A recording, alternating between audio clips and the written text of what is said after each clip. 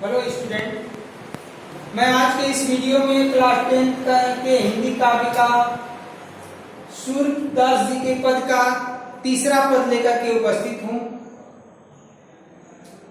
जिसको आप ध्यान से सुनिए और जो समझ में ना आए उसे कमेंट बॉक्स में लिख करके पुनः पूछ लीजिएगा। तीसरा पद है कि हमारे हरिहारी की लकड़ी मन क्रम वचन नंद नंदन उर दृढ़ कर पकड़ी जागत सोवत स्वप्न दिवस निशि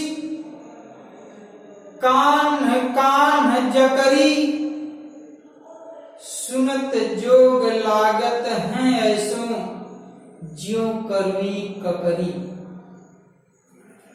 सूतो व्याधि हमको ले आए देखी सुनी न करी यह तो सूरति नहीं तलय सौको जिनके मन चकरी। प्रस्तुत पंक्तियों के माध्यम से सूरदास जी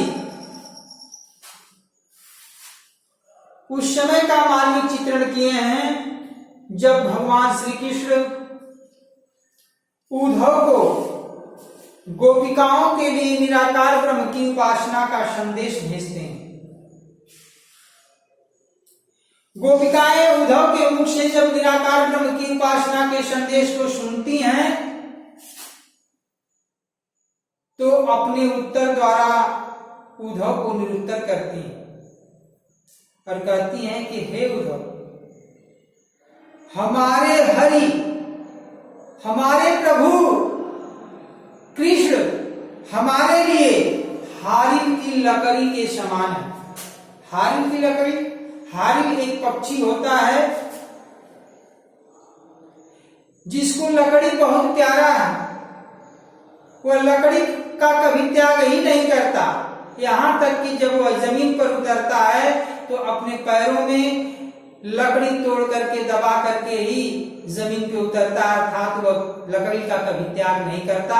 उसी तरह से गोपिकाएं कृष्ण का कभी त्याग करने की बात नहीं कर रही हैं। गोपिकाएं कहते हैं कि ऐ उद्धव, भगवान श्री कृष्ण हमारे लिए हारिम की लकड़ी के समान है। जिस तरह से हारिम पक्षी लकड़ी का कभी त्याग नहीं करता, उसी तरह से हम भी श्री कृष्ण को कभी त्याग नहीं पाएंगे, छोड़ नहीं पाएंगे, क्योंकि मन से, क्रम से, वचन वाणी से, नंद नंदन बाबा नंद के पुत्र अर्थात उस परम ब्रह्म परमात्मा परमेश्वर भगवान श्री कृष्ण को दृढ़ कर पकड़ी, दृढ़ता पूर्वक पकड़े हुए हैं। जिस तरह से हारी पक्षी लकड़ी को दृढ़ता के साथ पकड़े हुए है, वह कभी उसका त्याग नहीं करता, उसी तरह से मन क्रम वचन से हम उस बाबा नंद के नंदन को अर्थात भगवान श्री कृष्ण को अपने हृदय में हम बसाए हुए हैं, उनका कभी त्याग नहीं कर पाएंगे। जागत सोवत स्वप्न दिवस निशि, जागते समय, सोते समय, स्वप्न में, दिन में, दिवस दिन में, निशि और रात में, कान्ह कान्ह जकरी, बस मुझे एक ही रट है, भगवान श्री कृष्ण अर्थात कृष्ण कृष्ण की ही रट है। इसके अलावा हमारे पूरे जीवन में चाहे जाग रहे हो, सो रहे हैं, स्वप्न में है, दिन हो रात हो, किसी दूसरे की याद मुझे नहीं सताती। सुनत जोग लागत है ऐसो, और आप द्वारा दी गई योग साधना का संदेश सुनने से ऐसा लग रहा है ज्यों ककरी ककरी, जिस तरह से तित को ककरी लगती है, जिस तरह से तित को ककरी खाने से, तीखी ककरी खाने से मन बिगड़ जाता है, उसी तरह से आपके योग साधना के संदेश को सुन करके मन जो है खराब हो रहा है। तू तो व्याधि हमको ले आए देखी सुनी न करी, ऐ उद्धव तुम तो व्याधि योग साधना रूपी एक रोग लेकर के आए हो, आप तो मेरे लिए योग साधना रूपी एक रोग लेकर के आए हैं, जिसको हमने न तो कभी देखा है, न तो सुना है, न करी का मतलब भोगा, जिसको न तो कभी देखा है, न सुना है, न कभी भोगा है। यह अतः सूरति नहीं न सौंपो।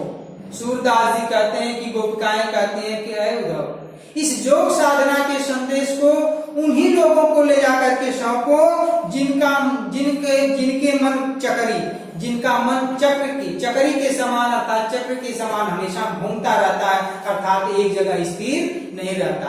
यह योग साधना के संदेश को वही सुन सकते हैं और योग साधना अर्थात योग साधना पर वही अमल कर सकते हैं। हमारा मन तो स्थिर है, सिर्फ कृष्ण को ही पाने के लिए इच्छुक है। कृष्ण रातों दिन, जागते वक्त, सोते वक्त, स्वप्न में, दिन में, रात में, हर समय सिर्फ कृष्ण का ही रट लगाए हुए है।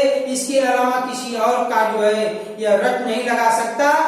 उन्हीं लोगों का मन, वही लोग जो है कृष्ण को छोड़कर दूसरे के पास जा सकते हैं जिनका मन चक्री के समान हमेशा चारों तरफ घूमता रहता है। इस तरह से गोपिकाएं जो है अपने उत्तर पर उद्धव को निरुत्तर कर देती हैं। Thank you.